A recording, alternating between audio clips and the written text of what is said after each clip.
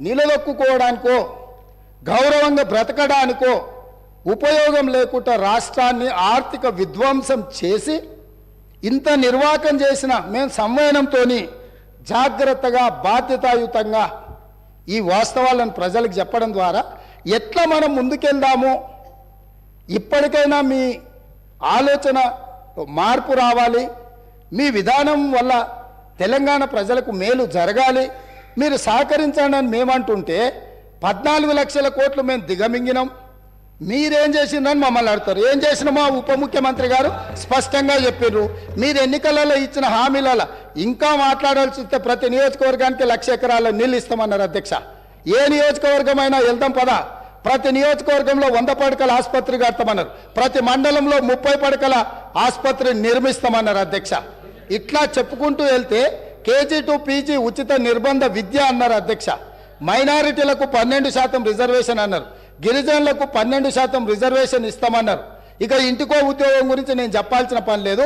తెలంగాణ రాష్ట్రం వచ్చినప్పుడు ఇదే సభలో మేము అక్కడుండి మేము చిన్నారెడ్డి గారు మేమందరం ప్రశ్న అడిగితే మాజీ ముఖ్యమంత్రి చంద్రశేఖరరావు గారు ఇక్కడనే నిలబడి మొట్టమొదటి శాసనసభ సమావేశంలో రాష్ట్ర విభజన సందర్భంగా 1,07,000 పైచిలకు ఉద్యోగ ఖాళీలు వచ్చినాయి, ఇంకొక సంవత్సరం లోపల పరిపాలనా సౌలభ్యం కోసం ఇంకొక 50,000 ఉద్యోగాలు భర్తీ చేసుకోవాలి, సంవత్సరం తిరిగే వరకు 1,50,000 ఉద్యోగాలను భర్తీ చేస్తాను ఇక్కడి నుంచి ఆనాడు చంద్రశేఖరరావు గారు అన్నారు.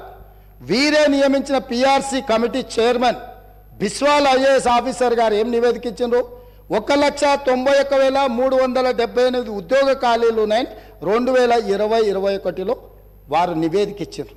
తెలంగాణ రాష్ట్రం వచ్చినప్పుడు 1,07,000 పైచిలకు ఉద్యోగ ఖాళీలు ఉంటే 5 సంవత్సరాల ప్రయాణం తర్వాత 6వ సంవత్సరము 1,91,000 ప్రభుత్వ ఉద్యోగాలు ఖాళీలు ఉన్నాయని మీరు నియమించిన పిఆర్సీ చైర్మన్ బిస్వాల్ గారు ఇచ్చిన కమిటీతోని ఈరోజు నివేదిక వచ్చిందంటే మీరు వచ్చినాక కొత్త ఉద్యోగాలు నియమించినరా, ఉన్న వాళ్ళ ఉద్యోగాలు ఊడిపోయినాయా?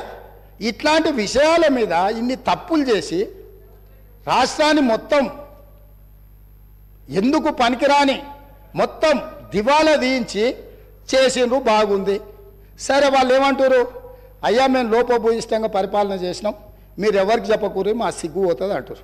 వాళ్ళ సిగ్గు పోతుంది నిజాలు చెప్తే బాగానే ఉంది అధ్యక్ష, ఊరుకుంటే మన ప్రాణం పోయేటట్టు ఉంది కదా అధ్యక్ష. వాళ్ళ సిగ్గును కాపాడాలనా, 4 కోట్ల తెలంగాణ ప్రజల ప్రాణాలు కాపాడాలనా, వాళ్ళ ఆస్తులను వాళ్ళ హక్కులను కాపాడాలనా?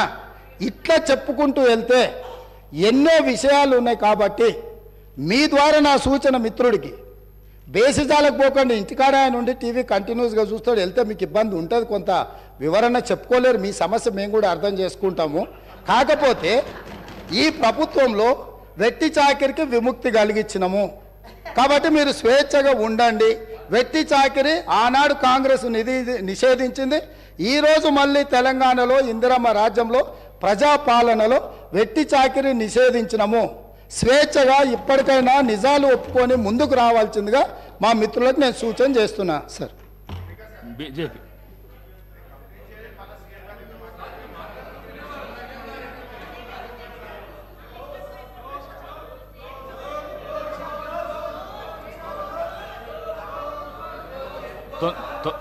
తొందరగా ముగియాలి అధ్యక్ష. సార్ స్పీకర్ సార్, ఒక్క విషయం దయచేసి మీరు ఆలోచించండి. నేను ఉదయం మాట్లాడుతుంటే 9 మంది ముఖ్యమంత్రి గారితో సహా 9 మంది మంత్రులు లేచి మాట్లాడితే నేను ఎంత డిస్టర్బెన్స్ అధ్యక్ష.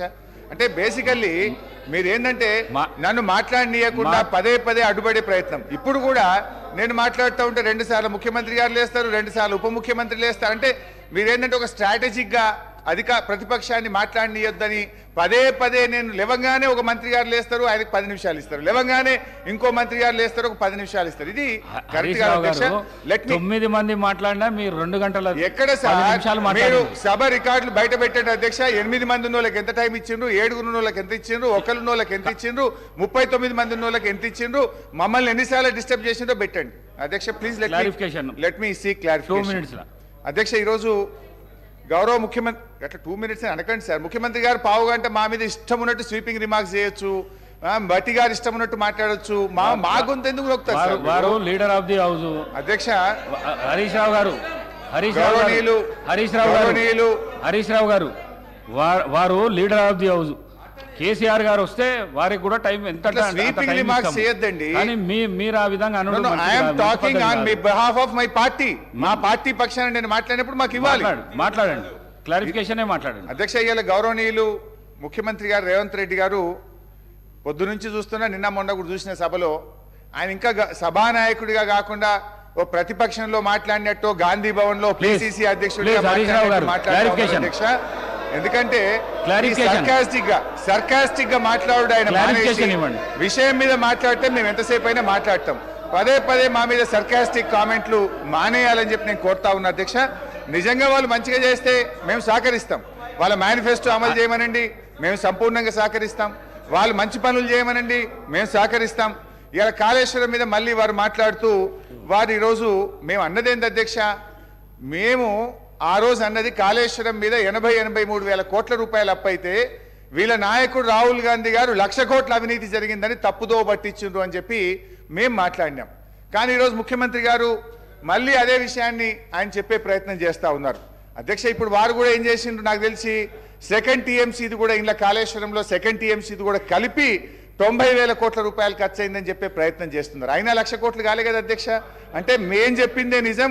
ఇలా ఈ సభను రాష్ట్ర ప్రజల్ని తప్పుదో పట్టించింది కాంగ్రెస్ పార్టీ అనేటువంటిది ఇలా మరొకసారి వారే చెప్పకనే చెప్పినారు. ధన్యవాదాలు అధ్యక్ష. రెండో విషయం, విద్యుత్ సంస్థల విషయంలో మేమేదో అప్పులు తెచ్చినామని ముఖ్యమంత్రి గారు చెప్పారు అధ్యక్ష. 2014 సంవత్సరంలో ఈ రాష్ట్రాన్ని మాకు అప్పజెప్పినాడు విద్యుత్ సంస్థల ఆస్తుల విలువ 44,438 కోట్ల రూపాయలు అయితే ఈ రోజు మేము క్రియేట్ చేసిన ఆస్తుల విలువ 1,37,571 కోట్ల రూపాయల ఆస్తుల విలువతో ఇవాళ మేము వాళ్ళకి అప్పగించాం అధ్యక్ష. చివరిగా అధ్యక్ష, ఆర్టీసీ విషయంలో ఆర్టీసీ కొత్త బస్సులు కొనుక్కోవడానికో సంస్థను బలోపేతం చేయడానికి మేము గ్యారంటీ ఇచ్చినామే తప్ప ఆ డబ్బులు ఏదో రాష్ట్ర ప్రభుత్వం వాళ్లే. నేను మీ ద్వారా గౌరవ ముఖ్యమంత్రి గారిని కోరుతా ఉన్న అధ్యక్ష, ఆర్టీసీ ఉద్యోగులను ప్రభుత్వ ఉద్యోగులుగా గుర్తిస్తూ మేము నిర్ణయం తీసుకున్నాం అధ్యక్ష. ఆ రోజు దయచేసి ఆ డేట్ ఆఫ్ అపాయింట్మెంట్ డిసైడ్ చేసి కొత్త సంవత్సరంలో ఆర్టీసీ ఉద్యోగులకు ప్రభుత్వ ఉద్యోగులుగా వేతనం ఇవ్వాలని మీ ద్వారా గౌరవ ముఖ్యమంత్రి గారిని నేను కోరుతా ఉన్నా అధ్యక్ష. అధ్యక్ష, ఈరోజు ఏ అంశంలోనైనా ఇలా బట్టి గారు చెప్పిన దాంట్లోనైనా ఇతర విషయాల్లోనైనా మేము చివరిగా ప్రభుత్వానికి చేసే అప్పీల్ ఒకటే అధ్యక్ష. ఇవాళ మేము ఏంటంటే మీరు విషయాలు చెప్పొద్దనిలే, మీరు ఏ విషయమైనా చెప్పండి, ఎన్ని వైట్ పేపర్లైనా పెట్టండి, ఎన్ని రోజులు చర్చ పెట్టినా మేము సమాధానం చెప్పడానికి సిద్ధంగా ఉన్నాం. మంచి పని చేస్తే సహకరించడానికి సిద్ధంగా ఉన్నాం.